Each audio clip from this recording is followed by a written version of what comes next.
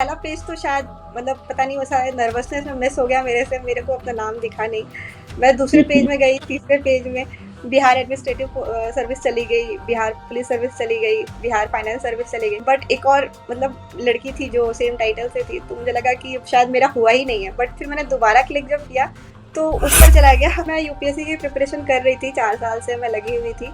But UPSC में मेरा first 3 prelims ही clear नहीं हुआ। तो बिगनिंग से ही ये टारगेट दिमाग में फिक्स था कि 108 अगर कट ऑफ गई है तो एटलीस्ट तुम 115 120 तक में रहो ताकि तुम सेफ रहो। तो सबसे पहले मैंने सर्च किया कि लास्ट ईयर किसने टॉप किया था और सोशियोलॉजी की क्या रैंक गई थी और कितने स्कोर आए थे। तो मैंने देखा कि मैथ्स में 290 आए थे जो टॉपर थे उनके 300 में, और जो सोशियोलॉजी के टॉपर थे उनके कुछ 190 थे। तो मुझे ये गैप दिख गया वहीं। और जब पीवाईक्यूज लिखा तो मुझे एरियाज दिखने लगे कि हाँ हिस्ट्री के इस एरिया से क्वेश्चन आ रहा है, पॉलिटी के इस एरिया से क्वेश्चन आ रहा है, रिपीटेशन दिखने लगा, पैटर्न दिखने लगा पूरा। मेरे लिए उस वक्त सिर्फ गूगल और ऑनलाइन जो भी मैं सर्च करती रहती थी पूरे टाइम, कोई भी पीडीएफ मिल जाए, स्पेशली सब मेरा फोकस था। क्योंकि बिहार से रिलेटेड मैं अगर कुछ लिख दूँ, डिजिटल नोट्स कितना भी बना ले, हाथ जब तक हमारा वर्क नहीं करेगा तब तक वो दिक्कत होगी।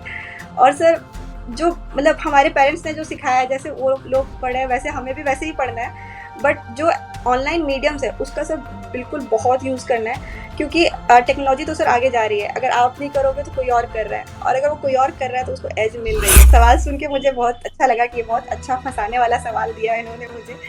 बट मैंने इसका जवाब ऐसा दिया था कि सर मेरे हिसाब से दोनों के बीच में एक बैलेंस हमेशा बनाया जा सकता है। और इसका एग्जाम्पल मैं एपीजे अब्दुल कलाम से देना चाहूँगी। मुझे नहीं लगता कि उनसे ज़्यादा सिंपल कोई इंसान था उस टाइम पे, और उनसे ज़्यादा किसी ने इंडिया के मॉडर्नाइजेशन पे कोई काम किया। प्रीलिम्स में नहीं हो रहा है, इंटरव्यू तक जाके नहीं हो रहा है, तो जिनका भी नहीं हुआ है मैं उनको सच में फील कर सकती हूँ कि वो बहुत ही लो मोमेंट होता है लाइफ में। बट मैं उनको सच में विश्वास दिलाती हूँ कि अगर आप मेहनत करेंगे और सच में अगली बार मतलब लगेंगे तो उनका ज़रूर होगा। सबसे पहले तो सब मेरी बहन है, छोटी बहन है, उसका बहुत बड़ा सैक्रिफाइस रहा है मेरी जर्नी में।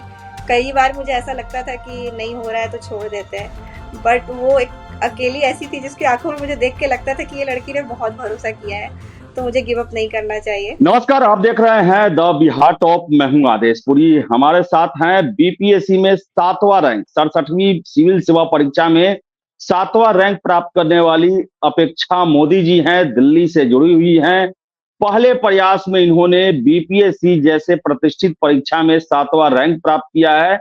बिहार प्रशासनिक सेवा के लिए इनका चयन हुआ है। हमारे साथ हैं, अभी ऑनलाइन जुड़ी हुई है। सबसे पहले अपेक्षा जी, आपको इस उपलब्धि के लिए बहुत बहुत शुभकामना। Thank you sir, thank you so much. और आ, आपने सोचा था कि आप टॉप 10 में आएंगी? आप जैसा आपका परीक्षा गया, पहली बार दे रही थी आप। जरा अपने बारे में बताती हैं आपकी कैसे इसका ख्याल आया कि बीपीएससी का तैयारी करना चाहिए। सर पहला सवाल जो आपने पूछा, सर मेरा पेपर्स अच्छा गया था, मतलब मेंस मेरा अच्छा था।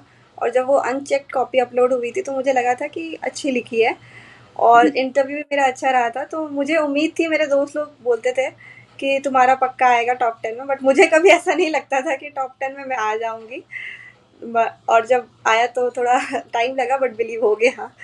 और सर तैयारी का, सर मैं यूपीएससी की प्रिपरेशन कर रही थी, 4 साल से मैं लगी हुई थी। बट यूपीएससी में मेरा फर्स्ट 3 प्रीलिम्स ही क्लियर नहीं हुआ।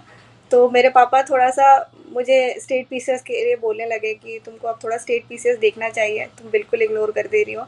इसके पहले जो भी बीपीएससी के एग्ज़ाम्स होते थे मैं एकदम नहीं जाती थी। तो इस बार उन्होंने बहुत ज़्यादा मुझे बोला कि तुम भरो, बहुत मतलब उन्होंने बहुत ज़्यादा पुश किया। हर एक अपडेट जो आता था वही मुझे देते थे कि देखो अब फॉर्म आ गया है, अब ये हो गया है। तो ये पापा ने बहुत ज़्यादा पुश किया था इस चीज़ के लिए। क्या करते हैं आपके पिताजी? सर मेरे पिताजी ब्लॉक एग्रीकल्चर ऑफिसर है, कोडरमा ब्लॉक में ही वो अभी पोस्टेड है। अच्छा, झारखंड की आप रहने वाली हैं? हाँ, मैं झारखंड की हूँ सर। अच्छा, ये ऑप्शनल आपका क्या था? सर मेरा ऑप्शनल सोशियोलॉजी था। अच्छा, सोशियोलॉजी था। और माध्यम कौन सा था आपका? सर मेरा इंग्लिश मीडियम था। अच्छा, इंग्लिश मीडियम था। तो यस सर। अपेक्षा जी, जो आप परीक्षा पास की, वो उसका पीटी अभी तक के इतिहास में बीपीएससी में सबसे टफ पीटी था। Yes 113 sir. कट ऑफ किया था। यस तो सर। पीटी का तैयारी आपने कैसा किया और 113 प्लस आपने लाया? सर पीटी का ऐसा था कि लास्ट ईयर भी जो इसके पहले वाला जो 66 हुआ था, उसमें भी शायद 108 जनरल की कट ऑफ रही थी, 108 या 109 जनरल मेल की।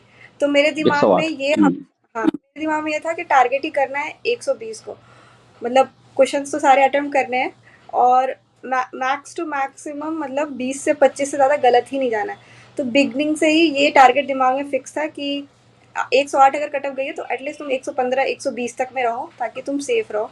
और क्योंकि पता था कि मेंस में टाइम कम मिलेगा, तो मैं थोड़ा सा सिक्योर खेलना चाह रही थी कि एक बार प्रीलिम सिक्योर हो जाए तो फिर तुरंत मेंस में लग जाना है। तो वहाँ से फिर वो उसी हिसाब से फिर मैंने काफ़ी इंटेंसिव वो प्रिपरेशन की थी प्रीलिम्स की, कि कितना बिल्कुल भी पीटी में कुछ अंक हो। आया था आपका? सर मेरा 110 था सर, 110 था, और अच्छा मेरी कट ऑफ गई थी 109। अच्छा अच्छा अच्छा।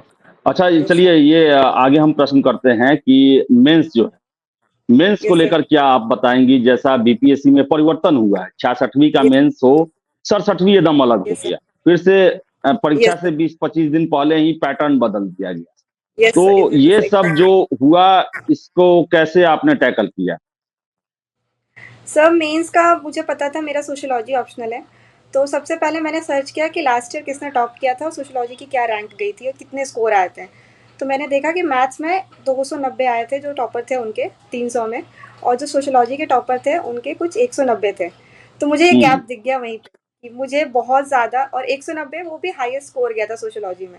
तो साथियों, बिहार शिक्षक बहाली आ गई है और आप देख रहे हैं कि तैयारी में आप सब लगे होंगे। तो ये आपके लिए चक्षु प्रकाशन की जो है स्टडी गाइड है, जो आपके कक्षा 9 से लेकर के 10 तक या फिर 11-12 के लिए तमाम आपके जो पेपर्स है, चाहे भाषा हर्ता का हो, इंग्लिश लैंग्वेज हो, हिंदी हो, सामान्य भाषा हो, सामान्य जागरूकता हो, प्राथमिक गणित, इन सब की तैयारी आप इस गाइड के जरिए बहुत ही बेहतर तरीके से कर सकते हैं, जो आपके नवीन पाठ्यक्रम के हिसाब से आपको दिया गया। ये पूरा पाठ्यक्रम आपको कैलकुलेटर के हिसाब से, और साथ ही इसके चक्षु प्रकाशन के अन्य भी सारी बुक्स जो है आपके, चाहे वो 6 to 8 की हो, चाहे 9 से 10 की हो, 11-12 की हो, सबकी तैयारी के लिए आपको जो है यहां पर मिल जाएगा। लिंक्स मैं आपको डिस्क्रिप्शन में दे दूंगा, जिसके जरिए आप अपनी तैयारी को बहुत ही बेहतर तरीके से कर सकते हैं। आप सबको ऑल द बेस्ट, और बस अब पढ़ाई में लग जाइए और किताबों को बस पढ़ते रहिए। तो मेरे दिमाग में ये फिक्स हो गया था कि कम से कम 200 से नीचे जाना नहीं है, क्योंकि तुम्हारे पास जो तुम्हारे कंपिटिटर्स हैं वो 270 280 लाने वाले मैथ्स ऑप्शनल से। तो मेरा जो 1.5 महीने का पूरा प्रिपरेशन था, उसमें से 1 महीने मैंने अपने दिमाग में दे दिया था कि सोशियोलॉजी अगर नहीं स्कोर कर पाएंगे तो रैंक नहीं आने वाली है, सिलेक्शन नहीं होने वाला। पूरा 1 महीना सोशियोलॉजी को दिया। और सोशियोलॉजी में भी सर मतलब ऐसा धारणा रहती थी, जैसा मैंने पता किया कि कैसे प्रिपरेशन करनी है, तो लोग बोलते थे कि आप 6 क्वेश्चन लिखना है तो आप कुछ इतने क्वेश्चन प्रिपेयर कर लो, उनको रट लो तो हो जाएगा। तो मैंने बोला कि नहीं, वर्ड टू वर्ड जो है, जैसा पीवाईक्यू हर एक चैप्टर को करना है, हर एक टॉपिक को करना है, कोई टॉपिक कोई चैप्टर नहीं छूटना चाहिए। और जब 15 दिन पहले ऐसा फॉर्मेट जारी हुआ, तो मुझे बहुत शॉकिंग लगा कि वो लोगों के साथ तो मतलब उनको काफ़ी डिफ़िकल्टी हो गई होगी जो पुराने पैटर्न से तैयारी कर रहे होंगे। और उस वक्त मुझे लगा कि ये एज मुझे दे सकता है, क्योंकि सोशियोलॉजी पूरा प्रिपेयर था A to Z मेरा उस वक्त, तो वो हेल्प कर गया मुझे। अच्छा, सोशियोलॉजी। चलिए, आपका ग्रेजुएशन में आपका क्या सब्जेक्ट था? सर ग्रेजुएशन मैंने मैन्युफैक्चरिंग इंजीनियरिंग से की है, national institute of advance manufacturing technology, ये रांची में अरे ही है। ये चीज मुझे समझ में नहीं आता है। मैं तो आर्ट्स बैकग्राउंड का हूँ। टॉपर भी जो है वो भी सोशियोलॉजी से है, वो भी इंजीनियरिंग बैकग्राउंड से हैं। आप भी यस सर। इंजीनियरिंग बैकग्राउंड से हैं, और सोशियोलॉजी जैसा पेपर, हिंदी यस। साहित्य, दर्शन यस शास्त्र, इससे इतना आराम से कैसे कर लेते हैं इंजीनियरिंग वाले? क्या उसका कुछ स्ट्रेटजी आप लोग का है क्या? सर मेरा तो जो ऑप्शनल था, मतलब मेरा जो इंजीनियरिंग बैकग्राउंड है मैन्युफैक्चरिंग इंजीनियरिंग है, तो वो तो ऑप्शनल है ही नहीं किसी भी, ना यूपीएससी में है ना स्टेट पीसीएस में है। तो मेरे पास तो ये जो ऑप्शन था नहीं कि जो जिस चीज़ की मैंने पढ़ाई की है वो ऑप्शनल एज अ ऑप्शनल में परस्यू कर सकूँ। बट सोशियोलॉजी का सर ऐसा है कि समाज शास्त्र या फिर आर्ट्स के जो सब्जेक्ट्स हैं, मैं कहूँगी सर कि इंजीनियर्स जो होते हैं सर, वो पता नहीं वो 4 साल में ट्रेंड हो जाते हैं थोड़े से, कि हम लोग 60 सब्जेक्ट्स पढ़ते हैं तो हमें लगता है कि वो ट्रेनिंग के पीरियड में ही 4 साल में हमें ये सीख जाते हैं कि हम लोग कोई भी सब्जेक्ट्स थोड़ा सा उठा के अगर मेहनत करें तो कर लेंगे। ये बाकी स्ट्रीम्स में भी होता है, बट मुझे लगता है थोड़ी सी वो स्ट्रैटेजी इंजीनियर्स में वो डेवलप हो जाती है कि ठीक है कर लेंगे। जीएस के लिए क्या रहा जी? जीएस में तो बहुत सारा चीज, हिस्ट्री रहता है, पॉलिटी रहता है, economics, social issue, current affairs, international relation. उसके लिए जो आपके, देखिए आपका टॉप 10 रैंक है तो आपको बहुत सारे लोग फॉलो करेंगे। तो एक यस ब्रीफ में थोड़ा बताएं आप कि कैसे सर। कैसे किन किताबों से आपने पढ़ा, कैसे स्ट्रेटजी रहा, उसके बारे में आप बताएं। सर उस पे मेरा जो फ़ोकस था, जैसे मैंने जब प्रिपरेशन शुरू की मेंस की, मेरा फर्स्ट अटेम्प्ट था, तो मुझे पता नहीं था कि इसके पहले बिहार में क्या मतलब क्वेश्चंस आ रहे हैं। तो मैंने ऐसे 10 पन्ने निकाले अपने व्हाइट शीट्स, हर एक पन्ने में टॉपिक्स लिखा, ये पॉलिटी, ये हिस्ट्री, ऐसा। और जितने भी पीवाईक्यू आए थे, सबको वो 2 दिन बैठ के मैंने सिर्फ़ पीवाईक्यूज़ पन्ने में लिखा, मतलब कोई पढ़ाई नहीं की, सिर्फ़ पीवाईक्यूज़ को लिखती गई। और जब पीवाईक्यूज़ लिखा तो मुझे एरियाज़ दिखने लगे कि हाँ, हिस्ट्री के इस एरिया से क्वेश्चन आ रहा है, पॉलिटी के इस एरिया से क्वेश्चन आ रहा है, रिपिटेशन दिखने लगा, पैटर्न दिखने लगा पूरा। तो क्योंकि मैंने जैसा आपको बताया कि 1 महीने तो पूरे सोशियोलॉजी को देना मेरा माइंड में फिक्स था। मुझे पता था लास्ट के 15 दिन ही है मेरे पास जो मैं जीएस को दे पाऊँगी। तो फिर मैंने एक-एक दिन उठाया और सिर्फ़ उन एरियाज़ को पकड़ा और कहीं भी मतलब डेविएट नहीं किया खुद को। मुझे याद है साइंस एंड टेक का जो मैंने टॉपिक उठाया था पीवाईक्यू से, वो जब मेंस था, आई थिंक 28 या 29 दिसंबर को मेंस था। मैं 25 या 26 को साइंस एंड टेक्नोलॉजी उठाई और उसको मैंने 1 दिन में ख़त्म किया। मतलब सर ऐसा था कि मतलब नर्वसनेस नहीं थी कि एग्ज़ाम है 2 दिन के बाद, अभी तक साइंस एंड टेक नहीं हुआ है, ठीक है नहीं हुआ है कर लेंगे। हम लोगों ने एक रात में इंजीनियरिंग की एक सब्जेक्ट ख़त्म किया तो इसको भी कर लेंगे। मतलब अल्टीमेटली मुझे लगता था कि पेपर में क्या लिख कर आए हो वो मैटर करता है। तो एक रात पहले भी कोई नई टॉपिक मिल रही थी तो मुझे नर्वसनेस नहीं हो रही थी, मैं उसको करके बस, तो ये थोड़ा वर्क कर गया। मेरे हिसाब से सर पीवाईक्यू का एनालिसिस करना बहुत हेल्पफुल किया मेरे को, कि वो कंटेंट वहाँ से बहुत अच्छा हो गया। अच्छा, पीवाईक्यू और इसके अलावा आपने क्या कहीं कोचिंग ये सब भी किया था, उसका भी सहारा आपने लिया था क्या? सर बिहार का तो कोई कोचिंग नहीं किया था। इसके पहले यूपीएससी की मैंने जब तैयारी शुरू की थी तो मैंने इनिशियल पीरियड में 1 साल कोचिंग की थी, बट लास्ट 3 साल से तो मैंने कोई कोचिंग नहीं की थी। बिहार का सर थोड़ा कंटेंट का इश्यू हो रहा था, तो मेरे हम्म। लिए उस वक़्त सिर्फ गूगल और ऑनलाइन जो भी मैं सर्च करती रहती थी पूरे टाइम, कोई भी पीडीएफ मिल जाए। स्पेशली सर मेरा फ़ोकस था क्योंकि बिहार से रिलेटेड मैं अगर कुछ लिख दूँ, कि किसी पॉलिटिकल पार्टी की बात हो रही है या कुछ ऐसा हो रहा है, तो मेरा बहुत ज़्यादा फ़ोकस रहता था कि मैं सिर्फ स्पेसिफिक बिहार के बारे में उस कॉपी में लिखूँ, ताकि जो एग्ज़ामिनर है उनको ये फ़ील हो कि ये जो कंटेंट आ रहा है वो बिहार स्पेसिफिक कंटेंट आ रहा है। हर जगह मैं जहाँ हो सके वहाँ गूगल करके बिहार के कंटेंट को ऐड करती रही। तो वो बहुत हेल्प किया मेरे को सोशियोलॉजी में भी और जीएस पेपर्स में भी। क्या लगता है ऑनलाइन जो तैयारी है, ऑनलाइन पढ़ाई वो ज़्यादा इफ़ेक्टिव है या फिर ट्रेडिशनल जो चलता है किताब, कॉपी, अखबार, मैगज़ीन लिखना, पढ़ना, वो किससे आप ज़्यादा इफ़ेक्टिव मानती हैं सिविल सेवा के लिए? सर मेरा ऐसा मानना है कि जो चीज़ें चलती आ रही है उसमें कुछ मतलब बहुत बड़ा चेंज नहीं कर सकते हम लोग। अब एग्ज़ाम सर लिखने वाला है तो लिखने की प्रैक्टिस करनी ही होगी। हम लोग डिजिटल नोट्स कितना भी बना लें, हाथ जब तक हमारा वर्क नहीं करेगा तब तक वो दिक्कत होगी। और सर जो मतलब हमारे पेरेंट्स ने जो सिखाया है जैसे वो लोग पढ़े हैं वैसे हमें भी वैसे ही पढ़ना है। बट जो ऑनलाइन मीडियम्स है उसका सर बिल्कुल बहुत यूज़ करना है, क्योंकि टेक्नोलॉजी तो सर आगे जा रही है। अगर आप नहीं करोगे तो कोई और कर रहा है, और अगर वो कोई और कर रहा है तो उसको एज मिल रही है।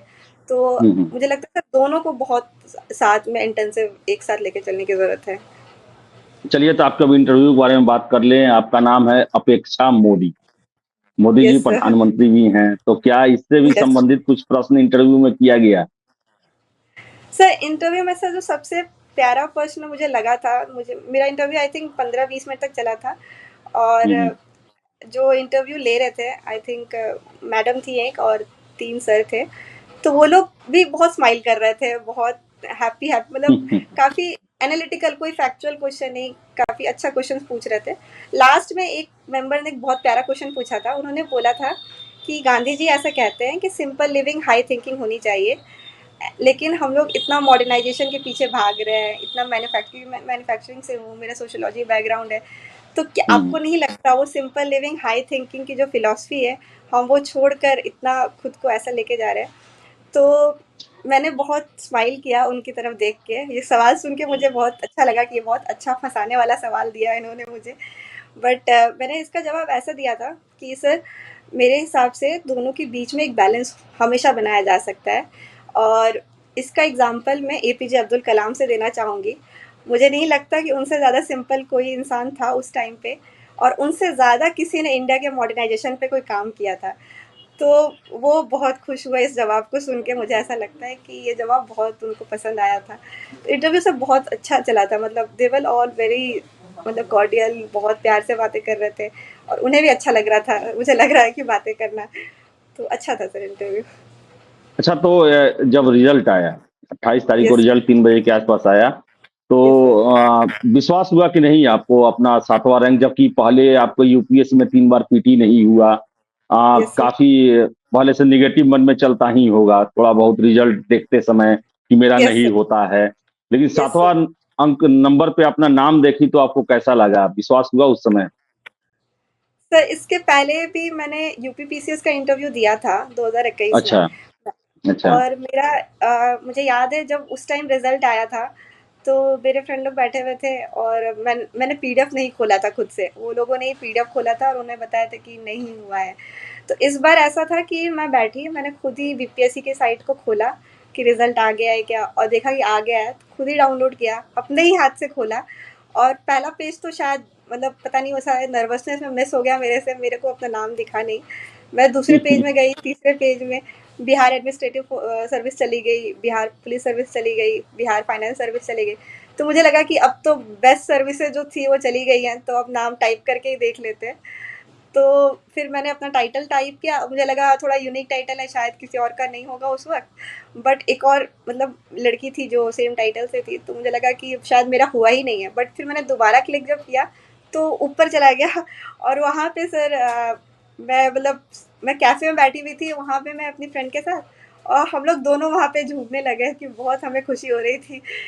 तो यस सर, वो मतलब काफ़ी अच्छा मोमेंट था, काफ़ी अच्छा पल था वो मेरे लिए। चलिए चलिए, आपको बहुत बड़ा बिहार से आपको उपहार मिला, एक बहुत बड़ा मौका मिला है। Yes yes sir. अपेक्षा जी, आप वैसे कैंडिडेट को क्या कहना चाहेंगी? हो सकता है कि आपके साथ भी हों जो इंटरव्यू दिए, जिनका चयन नहीं हो पाया, या यस फिर सर। जो तैयारी करने के बारे में सोच रहे हैं, क्योंकि आगे भी 68वीं का रिजल्ट आने वाला है, 69वीं पीटी हुआ है, फिर हुँ। 70वीं होने वाला है, उनको लिए आपका क्या मैसेज है? सो उनको मैं यही बोलना चाहती हूँ कि ये जो दौर है, ये प्रिपरेशन का दौर है। मैं यहाँ पे 4.5 साल से लगभग हूँ। मतलब 18 से में ही मैंने सोच लिया था कि तैयारी करनी है, और मैंने भी बहुत उतार चढ़ाव देखे हैं। प्रीलिम्स में नहीं हो रहा है, इंटरव्यू तक जाके नहीं हो रहा है, तो जिनका भी नहीं हुआ है मैं उनको सच में फील कर सकती हूँ कि वो बहुत ही लो मोमेंट होता है लाइफ में। बट मैं उनको सच में विश्वास दिलाती हूँ कि अगर आप मेहनत करेंगे और सच में अगली बार मतलब लगेंगे, तो उनका ज़रूर होगा। और जिन लोगों ने भी इस बार, जिनको निराशा मिली है, मैं उनको रिक्वेस्ट करूँगी कि वो दोबारा दे, दोबारा मेहनत करें। और कुछ भी एक्स्ट्रा ऑर्डिनरी नहीं है, कुछ थोड़ा हमारा क्लिक कर गया जो उनका नहीं कर पाया, बट उनके पास भी वही चीज़ है जो हम जिनका सिलेक्शन हुआ है उनके पास है। तो वो अगर करेंगे दोबारा से, मैं चाहूँगी तो उनका ज़रूर हो जाएगा। और सर मैं दूसरा ये बोलूँगी कि हार्ड वर्क का कोई रिप्लेसमेंट नहीं है। सच में हार्ड वर्क और पेशेंस का कोई रिप्लेसमेंट नहीं है। अगर आप हार्ड वर्क करते रहेंगे और पेशेंस रखेंगे लाइफ में, तो आपको ज़रूर मिलेगा ये चीज़। लक पर और विश्वास है कि नहीं आपका? सब मेरे सिविल सेवा में पास लक का भी बात कहता है। सर थोड़ा-सा लक फैक्टर रहता है, ये मैं मानती हूँ कि अ, सब लोग एक जैसा मेहनत करते हैं, लेकिन कुछ थोड़ा बहुत दिन थोड़ा-सा वैसा रह गया, या एग्ज़ामिनेशन हॉल में थोड़ी परफ़ॉर्मेंस गिर गई, तो उसके कारण थोड़ा-सा हो जाता है। किसी की तबीयत ख़राब हो जाती है एग्ज़ामिनेशन वाले दिन, तो वो थोड़ा-सा ऊपर-नीचे सर होता है, लक डेफ़िनेटली है, लेकिन सर हार्ड वर्क उसको बीट कर सकता है। बट आई आई बिलीव कि लक रहता है सर, क्योंकि मैंने फेस किया है इस एग्ज़ाम में उतार-चढ़ाव, तो मुझे मेरा ऐसा मानना है कि थोड़ा लक फैक्टर रहता है। अपेक्षा जी, अंतिम प्रश्न है। Yes sir. बिहार जैसे कॉम्पिटिटिव स्टेट में आप यस सर। झारखंड की होकर टॉप 10, बिहार के सबसे बड़े परीक्षा में टॉप 10 में अपना स्थान लाया, किसका किसका यस सर। आप योगदान मानती हैं, जिनका डायरेक्ट इनडायरेक्ट आपका यस इस सर। उपलब्धि में आपका सहयोग रहा हो, उनके बारे में यस जरा बताएं आप। सब सबसे पहले तो सर मेरी बहन है, छोटी बहन है। उसका बहुत बड़ा सैक्रिफाइस रहा है मेरी जर्नी में। कई बार मुझे ऐसा लगता था कि नहीं हो रहा है तो छोड़ देते हैं, बट वो एक अकेली ऐसी थी जिसकी आंखों में मुझे देख के लगता था कि ये लड़की ने बहुत भरोसा किया है, तो मुझे गिव अप नहीं करना चाहिए। और मेरे पेरेंट्स को भी वो हमेशा बोलती रहती थी कि दीदी का होगा। मेरे मम्मी पापा को भी नर्वस नहीं होने देती थी और मुझे भी। तो मैं सच में उसको सबसे पहले अपना श्रेय देती हूँ, बहुत सैक्रिफाइस किया है उसने। और दूसरा सर, जब मेरा यूपी पीसीएस नहीं हुआ था, तो मेरे भैया लोग थे वहाँ पे पटेल नगर में जब मैं रहती थी, तो उन लोगों ने भी मुझे बहुत, तो उन लोगों का भी काफ़ी बड़ा योगदान रहा। जो मेरे दोस्त लोग थे जो मुझे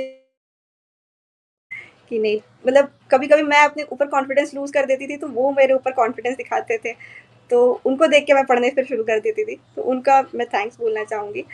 और सर मेरे पेरेंट्स तो सर हैं ही सर, उन्होंने बहुत बड़ा प्रिविलेज दिया, लड़कियों को मौका नहीं मिलता है इतने साल लगे रहने का। तो उन्होंने मुझे 4 साढ़े 4 साल तक मैं इस जर्नी में रही हूँ, तो ये देना खुद में बहुत बड़ी प्रिविलेज की बात लगती है मुझे। तो उनका सर थैंक्स बोलना चाहूँगी मैं। चलिए चलिए अपेक्षा जी, आप जुड़ी हम लोगों से द बिहार हुँ। टॉप से। आपको बहुत बहुत शुभकामना और आपको धन्यवाद भी।